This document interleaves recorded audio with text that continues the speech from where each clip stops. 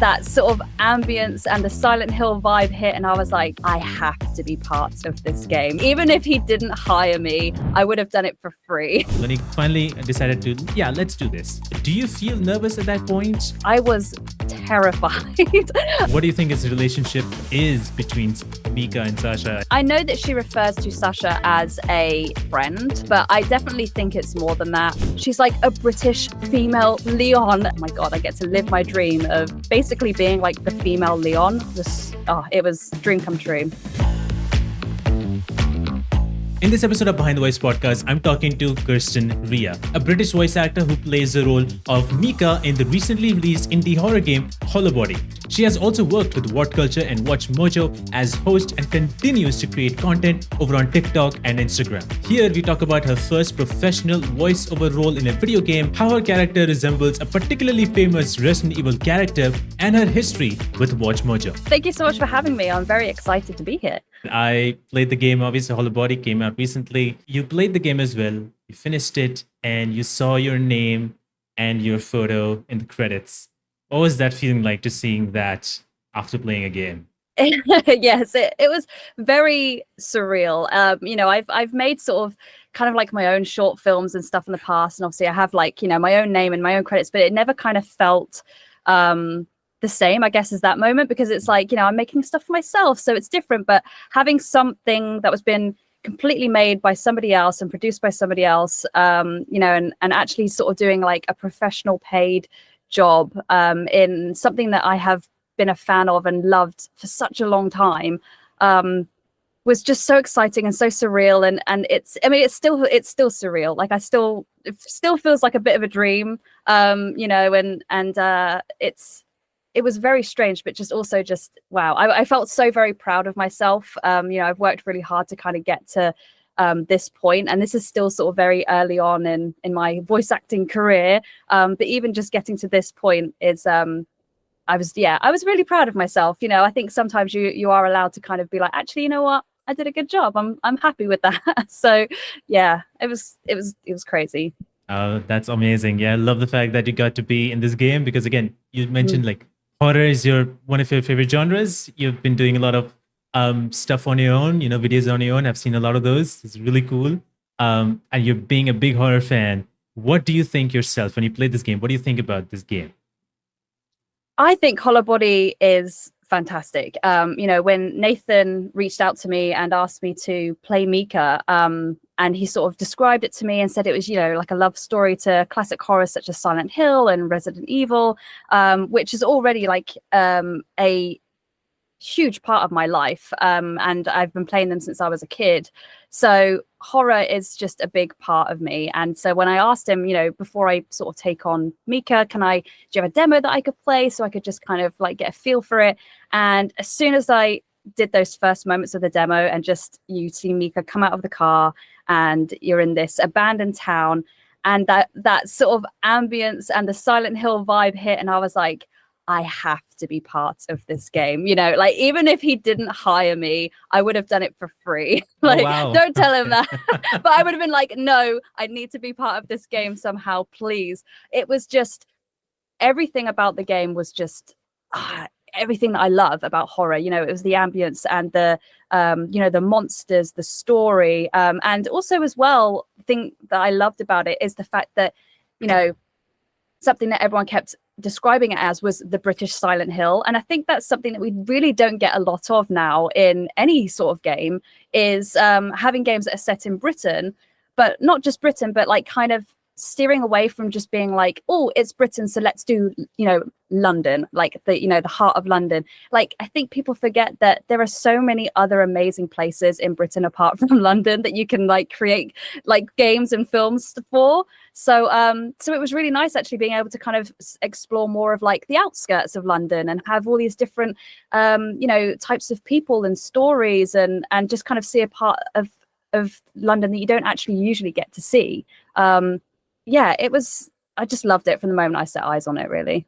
That's awesome. Is that the same demo that you also played on your channel, or is that a different one?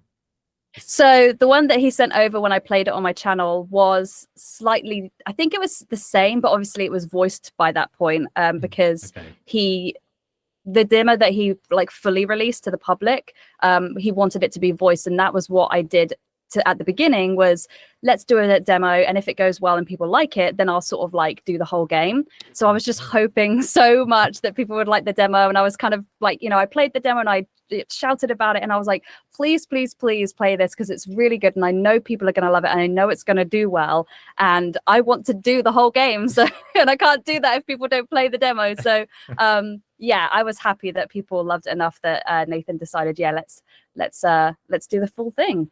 Hell yeah. And now like there's like 600 plus reviews on the game, and a lot of people really like it. And it is that love story to classic horror games, and it's so cool to see with the VHS kind of like a little bit of flickering going on when you're playing the game. It's not as clean with that filter, with the monsters, all Silent Hill, as you mentioned.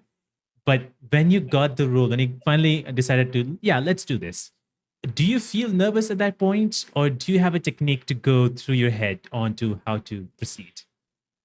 So this was like my first paid video game role. I had a previous role that was for like a short animated university project. That was my first paid role. But this was my first professional video game paid role. So I was terrified. So I was really, really nervous. But I always tried to go into any sort of audition or interview just being myself, because that's what I'm comfortable sort of doing. And I just think if people don't like that, then it's not going to work. But it also helped that Nathan is just the nicest guy. Like, he is just the sweetest person that you could possibly meet. And so whenever I had a question, he was just like, oh yeah, that's fine, like I'll answer it for you. And he just made me feel really comfortable to ask questions, which I think is what you need in something like that. So I just always try to be myself and try to tell myself, if I have a question, to just ask it, because you don't want to do a bad performance because you're not quite understanding what's going on in the scene, or like what your character is feeling. And yeah, he was great with that. If he gave me a line and I said, well, what actually is making her say this? Like, how is she feeling in this situation? Should I be doing it scared? Should I be doing it concerned? And he was just great at sort of letting me know, well, this is what's just happened, or this is what you're going through right now. And yeah, that really, really helps. So, it's all down to, I think, the director as well, and just allowing them to kind of set the scene so that you can kind of put yourself there and know where you need to kind of meet. Because otherwise it is completely in the dark. Playing through the game and listening back to my lines, it's like, oh, that makes a lot more sense now. Even though I had a bit of direction, it makes a lot more sense when you finally see the full scene. Because otherwise you are just kind of, you have a vague sort of idea of what's going on, but a lot of it is just kind of like you're in the dark and you're like, I'm just going to say it, but I don't know what's happening. So yeah, but no, he's great. He was really, really helpful. He did such a great job. I'm curious, like how do you go by preparing this for this role? Like, I know you like don't, particularly have like a studio built in. So how do you go by, and how do you process all that to play the role as the best you can? So at the time, I've changed now. So this is now my sort of new office. But when I was playing as Mica, I was basically just kind of using what I had. I had a sound guard that went behind my microphone. And I made sure that Nathan kind of helped me get my levels right. We were doing a live studio session almost. But I do everything from home. I work remotely. And so at the time, I was just kind of using what I had and just sort of kept asking him, like, was that okay? Did that kind of blow the microphone out? Like, did that sound okay? So we were just kind of relaying with each other as to if it sounded okay, and he would kind of go over it as and when. So that definitely helped. Hopefully now in the future, it should all just kind of come through perfectly, because I've put a lot of time and effort into making my little studio look nice and sound good. But yeah, back when I did Mica, it was very basic. Just me in my bedroom, basically my bedroom / office, just hoping to God that it sounded okay. But when actually approaching sort of Mica, and I sort of said to him, did you want, personality wise, like, what did you want her to sound like? What's her character like? And he did say that she was very serious, but when it came to doing her voice, he was just like, I just like your voice. I want it to just sound like you. So that definitely helped me. I think she does sound slightly different just because I'm a lot more animated and I have like a lot more kind of positive emotion, I think. Whereas Mica is very kind of she's very negative. She's very deadpan. She's very like, oh, over this. Don't want anything to do with any of these people. I just want to find my girlfriend, sort of thing. Which, you know, each to their own. I think I would be the same in that situation. But yeah, like I do hear myself, but I do agree that it is slightly different because she's at the end of the day, she's a different person to me. But it was nice knowing that he liked my voice, my natural voice enough, because I think as a voice actor, you don't get to use your natural voice a lot. So it was quite nice being able to just kind of just act as myself almost. Yeah, that's awesome. Like, I think that's the best thing when you get to act as yourself, like voice as yourself, like, and you can like probably have more freedom. But who am I to say? I'm not even a voice actor. But like, it's just, I feel like that might be the best or like easiest thing to do or easiest thing to go by. But there's in the game, the thing that we see or who speaks to us through telephones calls you as Little Sparrow. Do you have like a nickname growing up? Something like people would call you maybe or anything else? I had a few. Something that was in my family, we went through a stage, weirdly enough, where we all kind of realized we didn't have nicknames for each other. And my cousins all did. And so we just kind of sat down one day and came up with nicknames for each other. And it took a long, long time. And basically, mine ended up, it kind of started off very long and then it kind of shortened over time, but my cousins still call me it, which is really interesting. So because my name's Kirsten, somehow it got round to being like Albuquerque, like the place. I don't know where that came from, but they would call me Albuquerque, and then they would kind of sometimes call me just Alba or Kirky, and then it just kind of stayed with Kirky, and then it kind of got shortened to Kirk. And yeah, so it kind of, so even now when I see my cousins, they're like, how's it going, Kirk? Are you okay? And I think it must be so confusing for people to be like, why are they calling her Kirk? Like, I'm like, did she change her name? But that's still a thing. And my brothers had even weirder ones. My brother was Donkey, and now then it just it's shortened to Donk, so he's just Donk now. And then my other brother was Melvin Doo, like from the Scooby-Doo movie, but again was shortened to Melvin and then Melv. So it's very strange. If you ever come to a family function, it's very strange because you just hear like Donk, Melv, Kirk, and people are like, who are these people? So it's very strange, but that's basically, you know, if you want to kind of get a understanding of what my family dynamic is like, there you go. That's pretty much what I have to deal with on a daily basis. Wow. But yeah, so that was it. That was my nickname for my family sort of nickname for a long time was just Kirk. And like I still answer to it. So well, Kirk there you go. Kirk is the one I'm going to call you now. But like it's nice. I like how one of your brother's name is Donks, right? So I like how my sister calls me Donks all the time. Really? Wow.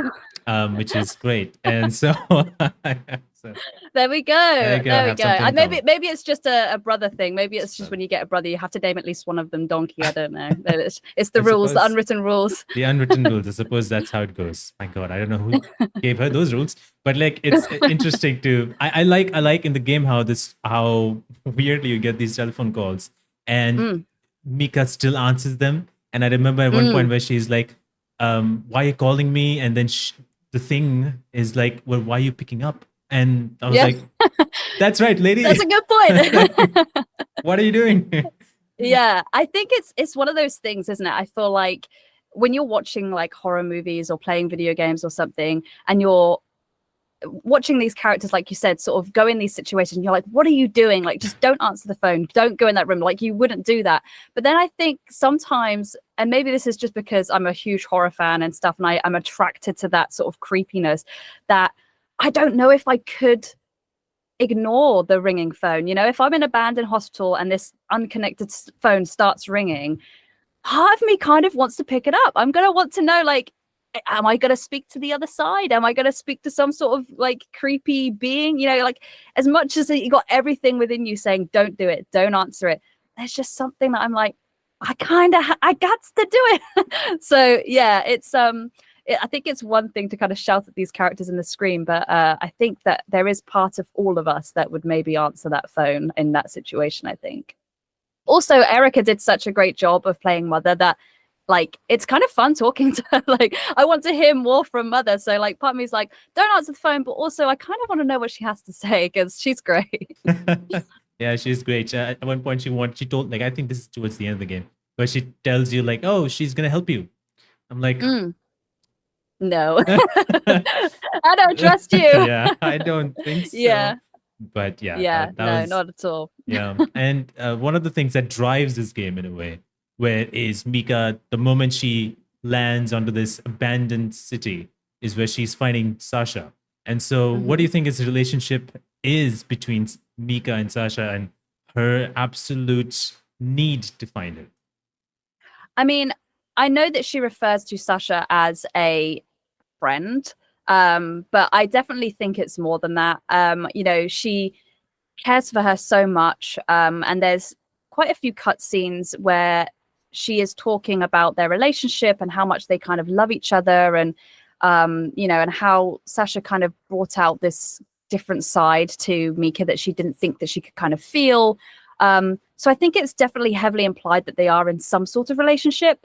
I don't know if that's like confirmed or anything, but in my opinion, I think that they definitely are a couple, which is great because then it gives us another aspect, which I also love and I love being a part of, which is the LGBTQIA plus community.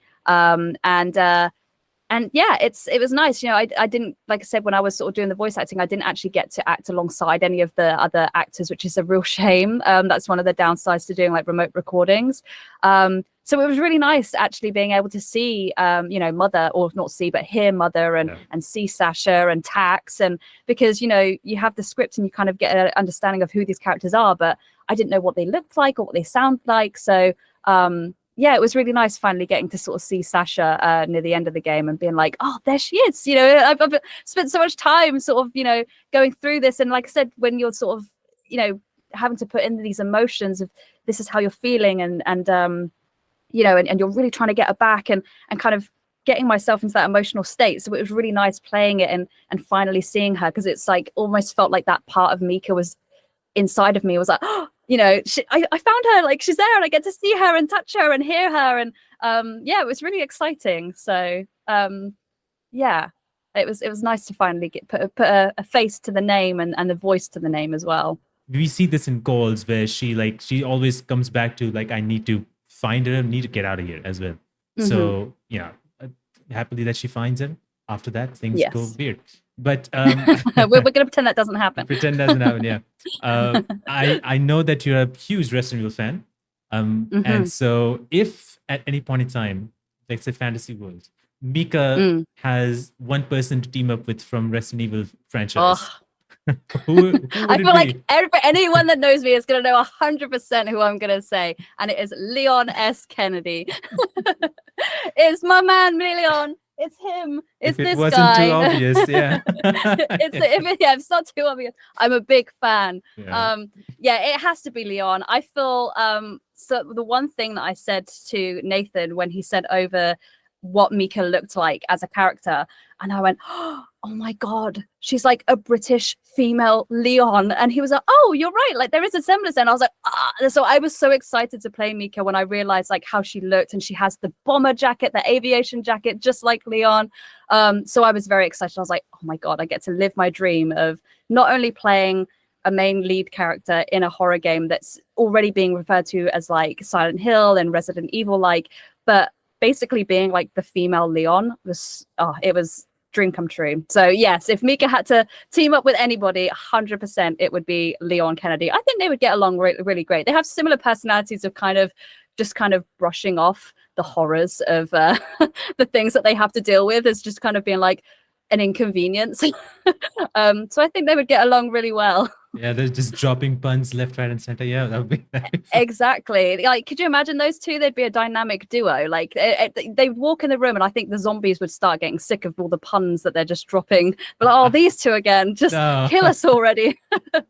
Damn it, we should have not taken this turn. I would say, like, since Leon took another game to go do the roundhouse kicks and the suplexes and whatnot. Do you think like Mm. Mica is gonna have to do that in the second game where she finally does kicks and stuff like that? Yeah, I mean, she's already done a great job of sort of picking up random weapons and using them. My Yeah. favorite weapon was the rose sign that she kind of uses as like a DIY axe. That's just something that's just so incredibly British, but also just so badass. So, you know, I think it would be really funny if it like her weapons kind of just got more and more ridiculous, where she's just kind of like pulling out telephone poles or something. I think if you're going to match like Leon's suplexes and stuff, you have to match the absurdity of it. So I think yeah, if she could just get more and more ridiculous weapons would be great. And I did mention to Nathan that there's a skate park in Hollowbody, and I was very disappointed that there wasn't a skateboard as a melee weapon. So maybe if they do make another, if he makes another one, I'm hoping for a skateboard, because that would be awesome. Already imagining like just not just having a skateboard, but just like, you know, riding the skateboard and just going and then stops. Just making her way down the street and then just be like, oh, hopping off and smashing a zombie over the face. Yeah, it would be great. It would be like, it's just, she'd be so chilled about it. She'd be in her element, I think. She has went through some very hard training, skateboarding. Yeah. So that'd be great. But yeah, with Resident Evil, I gotta ask, which is your most memorable Resident Evil game of all time? I think, to be honest, it has to be the very first one, the original on the PlayStation, because that's actually the game that got me into horror games. I mean, I was already a horror fan anyway, with movies, and that was from my mum. She's a huge horror fan, so she got me into horror movies, probably at a way younger age than I should have, but she got me into horror. But my dad was a huge gamer, so we had the PlayStation, and he would play Silent Hill, and he had pretty much all the games. And I remember sitting there and watching him play Resident Evil and just loving it, and I was obsessed. And you know, that, and especially where I already had a love for horror and zombies and gore and all that sort of stuff, and watching him play this game, and especially that scene, I remember sitting with him distinctly. I mean, I must have been about 6 or so years old, and sitting with him, watching him play on this massive, big, chunky TV, you know, sitting like this close to the screen. And the scene where you run down the corridor and the dogs jump through the window, and literally like jumping out of my skin as this little 6-year-old kid. But even then was just like, oh, like, you know, it scared me, but I was like, this is great. And so it took me many, many years to actually complete the original Resident Evil, because I was just so little, and the puzzles are very hard back then. And there was no guide that you could pick up, or, you know, you couldn't go online and look up what you were supposed to do. So it took me a long time. I actually only completed it a couple of years ago. Oh, wow. And yeah, so it was great to finally go, wow, I finally completed this game that I've been trying to complete since I was like 8 years old. But yeah, Resident Evil 1 is definitely my favorite. And then I think the Resi 4 or even the RE4 remake is a very close second. But even the new ones, I loved Village. I loved the introduction of the new characters. I know that it wasn't the way that a lot of people wanted it to go with the whole first person sort of point of view, but I love it. You know, I think that they're kind of at a point where they can be creative and try new things, and you can start introducing some new characters. I think it would be great to kind of bring in some old characters again, like Sheva. I'd love to see a little bit more of Rebecca as well. But I mean, I love all of them. I can't really fault. I think they're all enjoyable. But you know, some are better than others, but I think they're all enjoyable. I'm a huge fan. Yeah, me too. I'm a big fan of Resident Evil, and you know, there's the new Resident Evil in the works. Not sure what's happening there. Obviously, a lot of speculations as always. But it's really cool that you mentioned about like the Resident Evil 7 Village first person, because I feel a lot of people also believe that when Resident Evil 6 came out, it was a full Michael Bay movie. But when Resident Evil 7 like brought the horror back to the game, so I really love that. I love that part. And now you mentioned you saw Resident Evil like from the first game. You know, you didn't play it, but you saw it, and I think a few years later, the Resident Evil movies started coming up, which was its own thing. But now, like recently, we got to see like apparently a possible possible like new set of movies being made by Zach Kreger. What do you have connection with those movies? Do you have any connection with those movies? Do you see them as like, oh, those are goods for the time? I think that they are fun. I loved the Resident Evil movies growing up. So I watched the first one with Mila Jovovich and was obsessed. And yeah, I mean, like I said, they're not great, but I don't think they're supposed to be, serious BAFTA winning movies, like Oscar winning movies. And again, I think having this new character of Alice as well was so fun, and you could see the inspirations for like Ada within her costume and stuff. And so even though they weren't at the time characters that I recognized from the game, I still really enjoyed it because it's zombies and Mila Jovovich being a badass. And they did kind of get more ridiculous as it went on, but they also did then start bringing in actual characters from the series that we recognize, like Leon and Ada. And, we got to see Nemesis and we got to see the Lickers. And I actually think that as crazy and silly as they are, they did a really good job of representing the characters. I think they look great. I don't really like the way that a lot of the newer ones have kind of gone, not the Mila Jovovich ones, but like Welcome to Raccoon City, and also like the TV show, because those ones, even though I don't think that they all kind of fit in canonically anyway, I kind of like still feeling like I can see the characters that I've grown to love. So it does kind of annoy me a little bit when they kind of change the story a little bit too much. But, I think the good thing about Resident Evil is you can keep adding to it and you can have kind of like your side stories, but I think that maybe they're not going down the right route. They're kind of creating these new stories when a lot of people is like, you can have new characters, but we do still want to see these characters that we love, like Leon and Chris and Jill.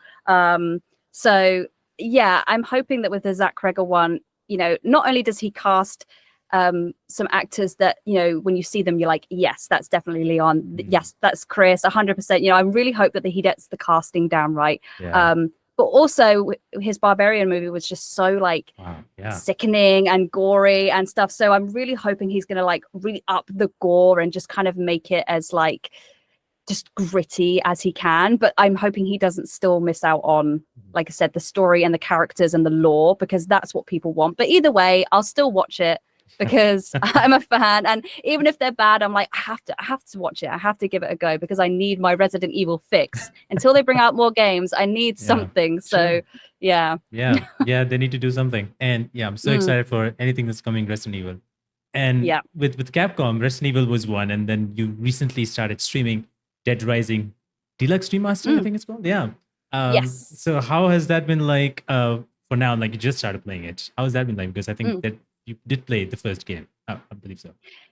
Yeah, so I played the original one on the Wii. Don't ask me why, but it was I never got around to completing it because it was a bit of an awkward console to kind of play it on. But I remember really enjoying it. Like I said, I'm a big fan of zombies and horror and gore, so I thought it was just fun, silly zombie, fun. But I never got to complete it. So it was really nice actually kind of playing the remaster and seeing what they have changed. But also just, being able to see these characters a little bit more fleshed out and the story a bit more fleshed out. And yeah, it's just silly zombie fun. I really like it, just being able to just go through and, chainsaw my way through hordes of zombies. It's just, I honestly, zombie games, you can't go wrong for me. I just enjoy them. If Capcom has something to do with it, I know it's going to be even better, but I'll play any zombie game I'm a fan of, to be honest. But yeah, with Resident Evil, I want to go back a little bit, and I don't know if you would be interested with. I want to do like a little small trivia round with Resident Evil. Oh gosh, okay, I'll try my best. Easy. Okay, I was gonna say I'm a big fan, but I also just don't retain a lot of information. I'm one of those people when you pick up the lore, I'm like blah blah blah blah blah blah. Okay, let me go back to the story, and everyone's always like, Kirsten, read the lore. So I'll try my best. Hopefully, I've retained some stuff over the years. Here we go. Everyone's going to call me a fake fan. Here we go. Well, don't worry about it. Okay, so first question. In Resident Evil Village, who does Duke refer to as his mentor? Oh, his mentor. It's not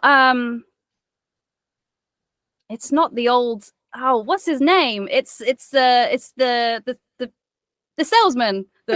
what are you buying? I don't know what his name is.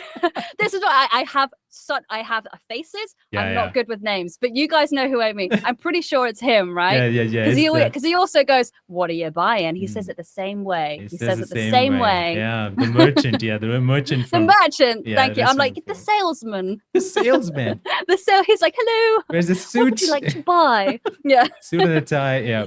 What do you want? What would you like to? He's a lot more polite. I'm thinking of the British version. Sorry.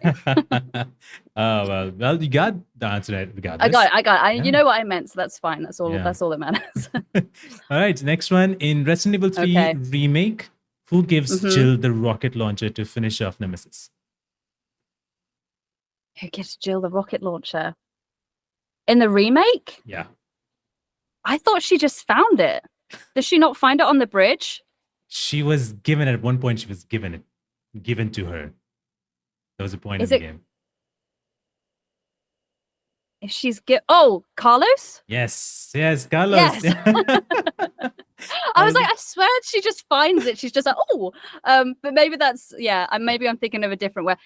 Jill tends to pick up a lot of massive, big, badass weapons, so it's easy to to kind of get them confused. I haven't played Resi 3 for a while as well, so I need to brush up on Resi 3 knowledge. Well, and you still got the right answer regardless. I still got it. Yes. In Resident Evil 4, what's the name of the leader of Los Illuminados? Oh God, the names! I know his face. But you want the names.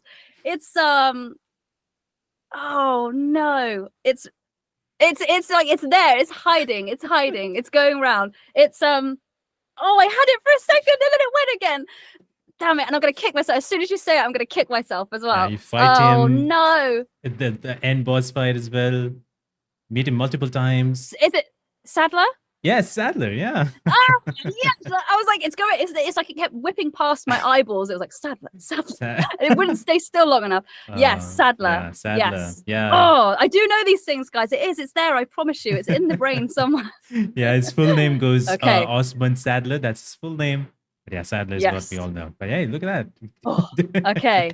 Right. Good. I'm still holding up my Resi crown here. Okay. All right. In RE7, who is truly the grandma? Evelyn. Yes. Perfect. That was immediate. See, I remember the creepy kids. that sticks in the brain. It's the kids all the time. Yeah. Evelyn. All right. So the last one.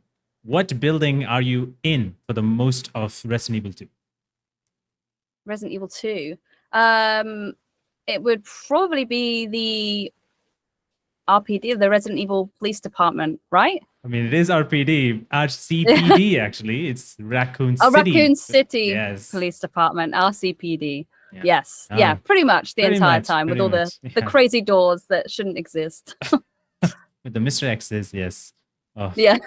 Well, look at that. You did a good job. Regardless, you did. I did it. Yeah, we'll cut out all the bits where I'm there for 5 minutes trying to delve into my memory bank.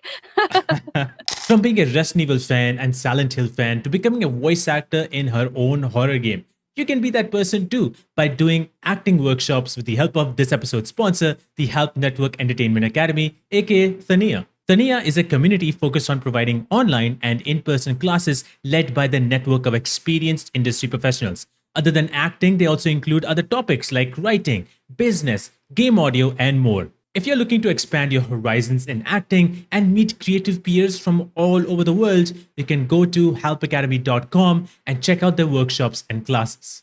And it's time to continue this conversation. This game, Hollowbody, has been like Silent Hills and Resident Evil, and that's how it's kind of compared of like mixed together. Do you know, or do you believe is there like an underrated horror game that you feel like a lot less people have played? Do you have like one or two or like few? Yeah, I mean, one of my all-time favorite horror games, which I feel like kind of went under the radar and not a lot of people played, was on the Xbox 360. And it's called Condemned. It's fantastic.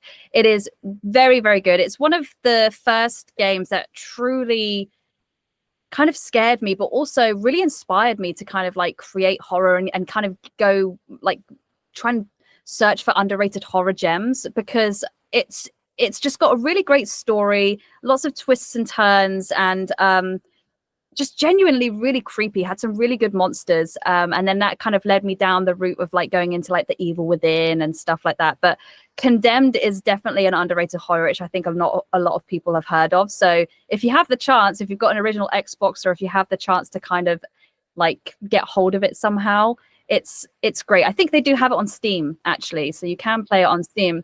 So yeah, give it a go. The second one is also pretty good, but the first one in my opinion is the best. It has some really great jump scares as well, like to the point where like throw the controller kind of sort of jump scare, especially when I was a kid playing it. I was like, oh my god. So yeah, it's and I feel like nowadays that's very rare for me to kind of get a jump scare that hits me that hard, because I feel like they're so predictable. But Condemned is very good at kind of giving you a lot of those kind of false jump scares. We think it's going to happen, and then it doesn't, and then it will kind of get you in a different way. So yeah, Condemned is fantastic. It's definitely one of my all-time favorite horror games. Yeah, Condemned is definitely very, very special. I feel like a lot of people don't know it, and I always feel bad that some people say Outlast. Like, yes, it's a great game. I love the Outlast, but I feel like there's those games there. It's really good as well. Yeah, like Outlast is fantastic, and you can actually almost see the similarities between Condemned and Outlast. So it does make me wonder if there was like an inspiration from the Condemned series for the Outlast franchise.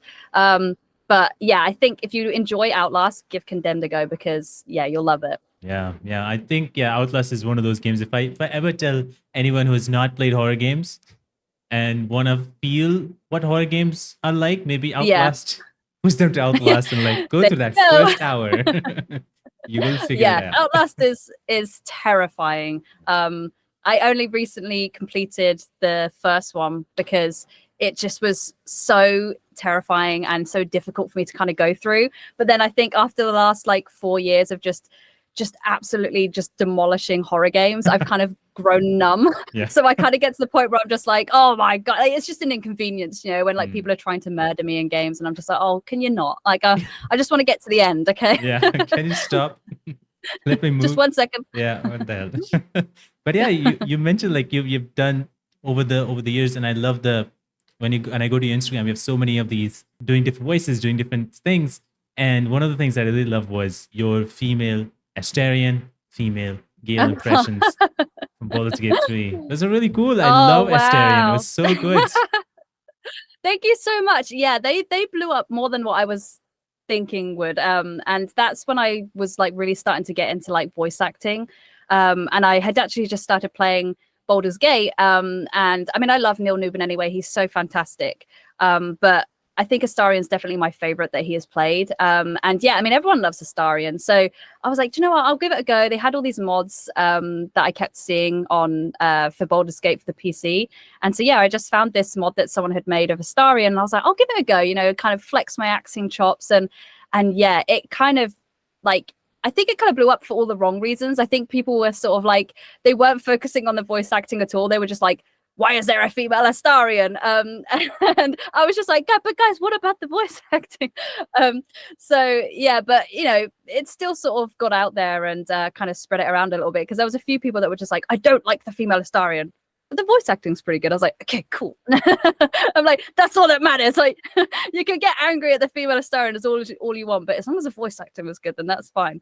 And yeah, Gale was a lot of fun as well, but yeah, I think Baldur's Gate just has the greatest voice actors. And so if I can kind of use that as a kind of jumping off point to kind of practice, I was like, yeah, just, I'll give it a go, because they just have such a stark sort of variation throughout the game of comedic and serious and really emotional kind of moments.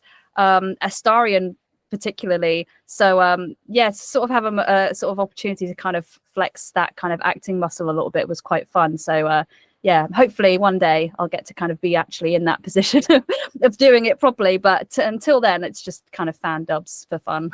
Yeah, hey, you never know. Maybe one day you get to. I know you want to do more motion capture and want to go and train with the Neil Newbon's school. Yes. Was it? Yeah, never know. Maybe you can get there. Never train know. with Neil.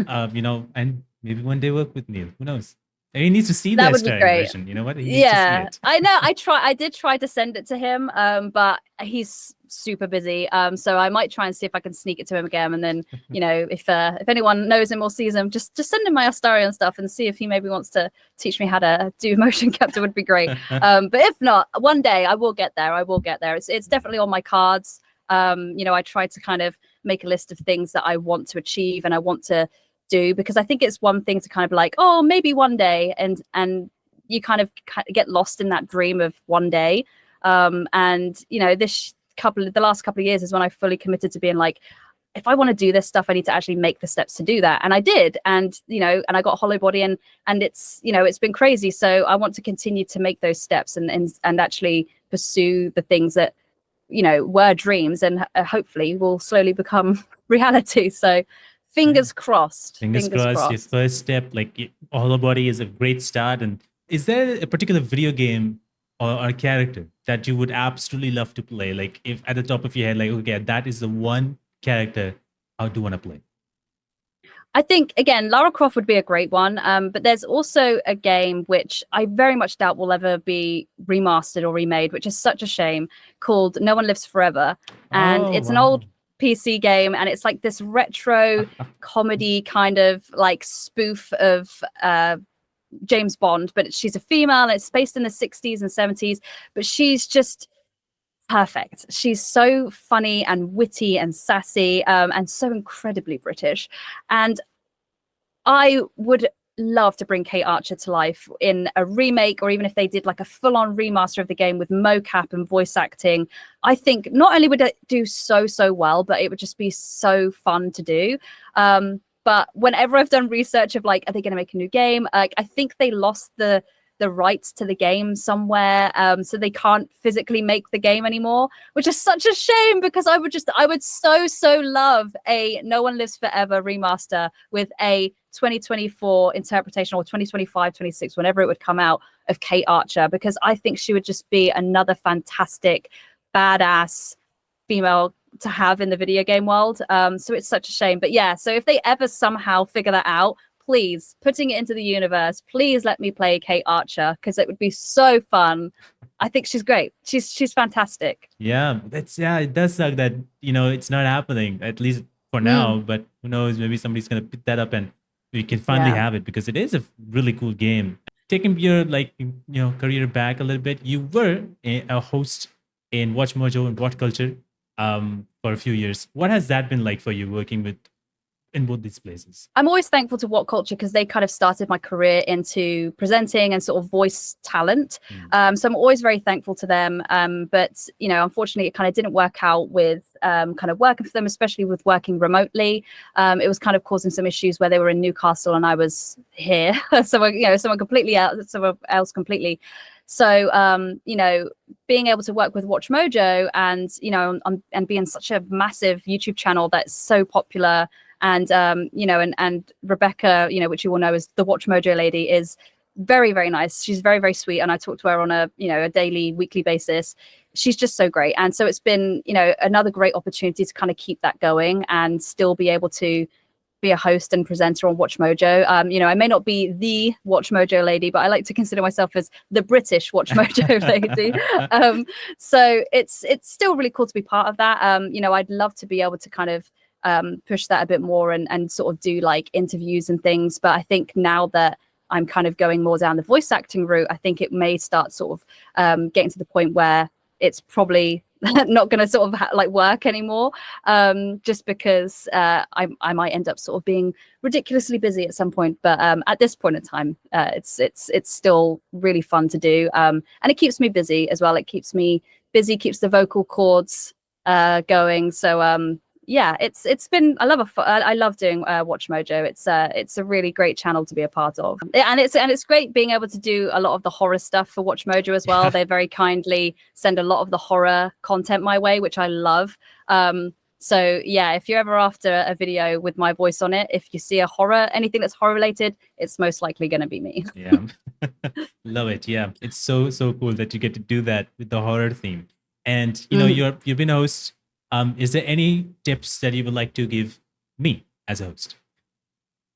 I think, again, like we were talking about earlier, it's just be yourself, never have to sort of change who you are to kind of please other people, because I think you have to be uniquely you, and you have to let people sort of see who you are and see that personality shine through, because that's what is going to make you unique, and that's what's going to make you stand out. And it's also going to be what keeps people coming back, because I think it's so easy to kind of, especially for hosts and stuff, to kind of sink into the crowd and kind of go, oh, I have to speak this certain way. And something that I always find, and even I find myself doing it sometimes when I'm doing lists, is you kind of sink into that kind of the news reporter voice. Yeah.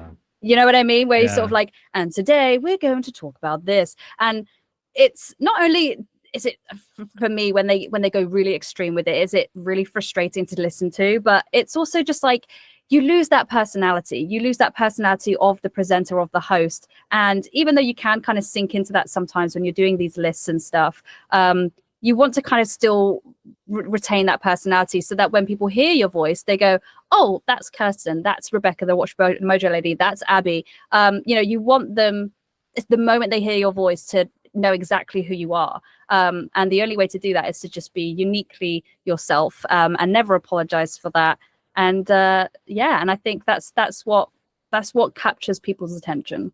Yeah, I mean, you're right. Yeah. Being yourself is the most important thing. And I didn't have that for quite a long time. But like now I feel like somewhere I'm there. So yeah, it's really cool. And to know to do these you doing these Watchmojo stuff, it's really cool to see how far you've come and where you're gonna go next. And just super excited for everything that's happening. Being in part of this horror games. I hope you get to be part of in more horror games. Resident Evil maybe one day. Who knows? It will be really, really cool.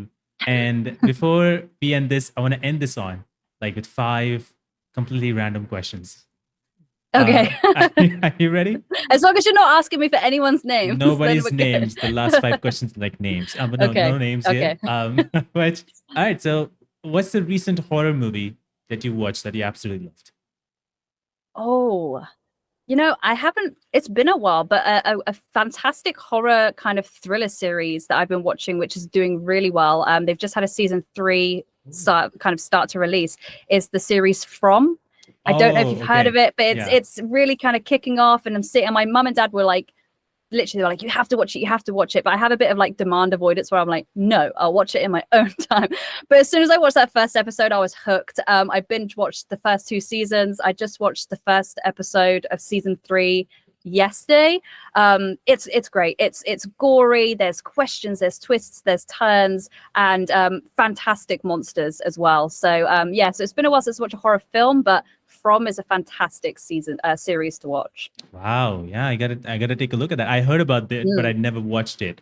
If I could recommend one, I would say Alien Romulus is the latest Alien movie. Yeah, that's too good. For me, it was too good. I was like, okay. I love the Alien films, but I wasn't sure on Romulus if I should give it a go. So I obviously need to watch it. Yeah, it's just if you love Alien and Aliens, maybe just Alien, even if you love the first movie, you will really like this one. It was like it's just into that level because it's done that way. So you have to watch it. I watched it on big screen. Fantastic. Okay, I'll keep it in mind. Yes. Okay. Next one. If you could travel back in time, where would you go? I think I would go back to the 90s, just because I love that nostalgia. And again, the games of the 90s, and especially the horror stuff, was so good. And especially if I could go back to myself in the 90s, not go back as my age now, but go back into the 90s, almost like a reset, and get to experience those games and just like that nostalgia again, of not just the games, but the atmosphere, the clothing, the gadgets. It was just such a peak time, and something that I think really draws me to games nowadays is when it is games that are inspired by games of the 90s, like how Hollowbody was sort of 90s to 2000s. It just brings me such a great sense of nostalgia. It makes me so happy. And also they had the best period of time where they had that kind of like see-through plastic on every like, you know what I mean? Like he had like the see-through Xbox and like the crystal Xbox and stuff, and everything seemed to have that, and you just don't get that anymore. And it was such a peak part of like 90s gadget design and electronics, and yeah, they really need to bring that back because it was fantastic. And so yeah, if I couldn't go back to my old body, I would go back and just steal a bunch of like the crystal stuff. I would steal my old crystal Xbox and be like, oh man, it kills me that I threw that away, man. Oh. Oh my god, it kills me every day that I got rid of that Xbox. I would go back and keep it. We always have those things where you just take it away and then realize, damn it. That was the thing. It's come back around. Yeah. Oh man, that would be great. Okay, next one is, if you could make a video game yourself, what would it be about? I mean, clearly a horror, obviously. And yeah, again, a strong female protagonist. I think again with sort of LGBTQIA sort of themes. You know, sort of not making like a big deal of it, just making it very natural, but something different, you know, something I do really like these mixture of like the sci-fi horror, but you know, and the Lovecraftian horror. Again, I love zombie stuff as well, but I think we definitely need more really strong female driven kind of like horror games, and again would make it British, set in like a British countryside or something, because there's so many really awesome locations in Britain that are already kind of like abandoned and super creepy, and there's so many different stories of lore and stuff. So maybe I would go down kind of like a mystical kind of like old British lore kind of route, put some twists and turns in there, add some psychological horror. But yeah, just something like really gritty and emotional, and something that when you're just finished, you kind of sat there like, oh my god, what did I just what did I just go through? Because, you know, that to me is fun. I don't know if that's what that says about my personality or my person, but I like being emotionally traumatized by the end of a video game. So yeah, something like that. You know, it's definitely got to be a horror, or like I said, if I could make something that was just something silly and fun and quirky, like No One Lives Forever. That, you know, I always love that old fashioned retro vibe in games like BioShock and No One Lives Forever, and even what was the one with the masks? I can't remember what it was called. But We Happy Few. Oh yeah. You know, when it just kind of mixes the two with like apocalyptic horror or something, but you've got that retro aspect. I love that as well. So even if I went down that sort of route, would be really cool. Wow. Yeah, I think you and me with that horror theme and getting emotionally wrecked by the end of the game just matches. Like that's yeah, that's how definitely. I have to feel emotional. We have to feel something. We feel really emotional. Oh my god, that's why I don't play games. There's somebody with me.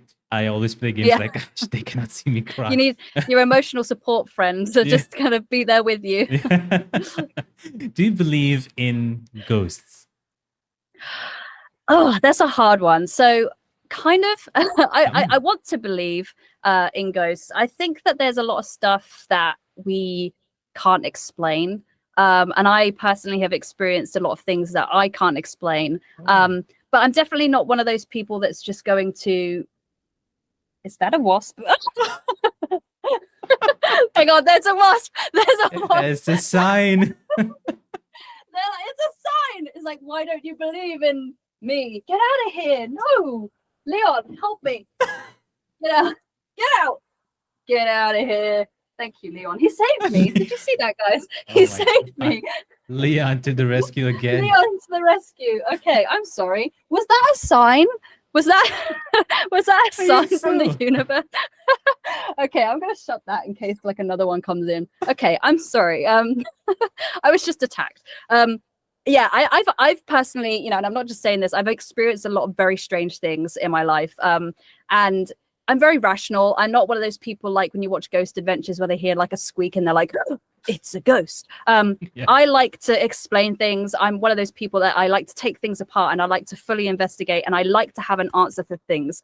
And I've experienced stuff where I have tried my very, very best to explain it and to understand it. And I do not have an answer. And so, you know, again, I'm not saying it's ghosts. I'm just saying it's strange. And I think there's a lot of things that we don't understand. But, you know, full on spectral beings or something I've never physically seen.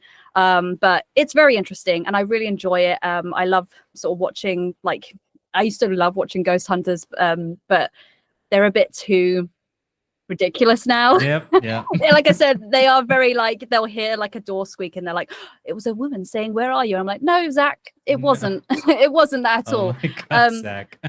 But I like, but I love paranormal movies and all that sort of stuff because I think, it's the fear of the unknown that's super scary. And, when you go to these abandoned buildings and places that have had deaths and they're supposed to be ghosts, it is scary. I think even if you don't believe in ghosts, it can still be scary.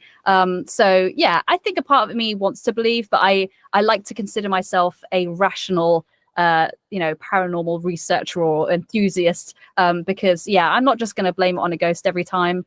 I like to at least sort of investigate a little bit more than what I'd say Zach Baggins does nowadays.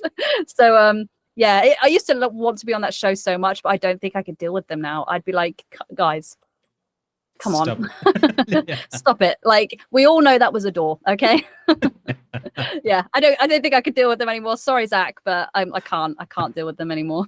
Oh my God, yeah, I believe with Zach for sure. It's too much now. I also used to I still watch some of the horror stuff, like I watch some other guys as well, but it's always with the devices where something happens and something malfunctions. It's the ghost. I'm like, it malfunctioned. Yeah. There's just so many explanations. The thing is like, and I think that's what makes it scary is when you've tried to explain it the best you can and you still get to that point where you have no answers. That's when it's really scary. And they don't do that enough in type of paranormal horror films anymore. I think, like you said, it's so easy to be like, it's a ghost. Like, at least kind of make it a little bit more rational and then get to that point where you're like, okay, now it's scary because it doesn't make sense. It's so easy to just blame it on a ghost. I think people need to be a little bit more creative with paranormal horror nowadays. Well, the one last thing I want to ask is, which is very cool in Hollowbody, is the ending part where I know there's like kind of like multiple endings at the same time, but like you see this thing stand up at the very end. Yeah. What do you think that is? I don't know. When I recorded for Hollowbody, I was just told, spoiler alert, I don't know if you want to put a spoiler alert at the beginning of this, but I was told that they all died. And so that was very like upsetting because I was like, oh, I've had to play Mica and I feel so bad that she gets all this way and she doesn't get to kind of do it. However, I was not aware of the multiple endings. And I wasn't aware of the whole 24 years later giant goo monster coming out of the ground. So yeah, I don't know if Nathan is maybe trying to hint at a sequel. Would be very cool if it was. I would love it if somehow Mica survived that ending, because we don't get to see her die. And like I said, there's multiple endings, so that, you could always go down the route of being like, well, it depends on what ending you got.